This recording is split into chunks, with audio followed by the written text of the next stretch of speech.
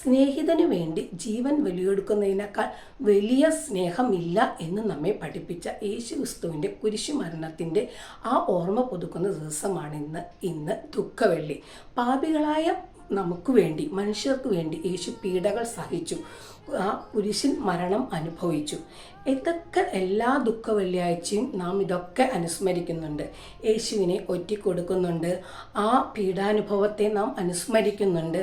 അദ്ദേഹത്തിൻ്റെ ആ ക്രൂശ് മരണത്തിൻ്റെ ഓർമ്മയെ ആ പ്രാർത്ഥനയോടെ നാം പുതുക്കുന്നുണ്ട്. അതിലൊക്കെ ആ ചടങ്ങുകളിലൊക്കെ നാം പങ്കാളികളാകുന്നുണ്ട്. പക്ഷേ നാം ഒന്ന് ചിന്തിക്കുമ്പോൾ ആ കുരിശുമരണം നമ്മുടെ മനസ്സിലേക്ക് കൊണ്ടുവരുമ്പോൾ നാം കൃത്യമായ ഒരു പാപചിത്ത ബോധത്തോടെ, പ്രായച്ചിത്തത്തോടു കൂടിയാണോ നാം അത് പറയുന്നത് എന്ന് ചിന്തിക്കേണ്ടിയിരിക്കുന്നു. പാപബോധം നമ്മുടെ ഉള്ളിലുണ്ടാകുന്നുണ്ടോ? അങ്ങനെ ദുഃഖത്തോടെ പ്രായച്ചിത്ത പ്രവൃത്തികൾ ചെയ്തുകൊണ്ട്, പാപങ്ങൾ ഏറ്റുപറഞ്ഞുകൊണ്ട് നമ്മുടെ മനസ്സിനെ ഒരു പുതിയ മാറ്റത്തിലേക്ക്, നമ്മുടെ ഹൃദയത്തെ ഒരു പുതിയ മാറ്റത്തിലേക്ക് നമുക്ക് പ്രവേശിപ്പിക്കേണ്ടതായിട്ടില്ലേ? അല്ലെങ്കിൽ പിന്നെ നമ്മുടെ ഈ ദുഃഖവെള്ളി ആചരണമൊക്കെ വെറുതെയായി പാഴായി പോകില്ലേ എന്ന് നമുക്ക് ഈ ദുഃഖവെള്ളി ദിനത്തിൽ ചിന്തിക്കാം. നന്ദി.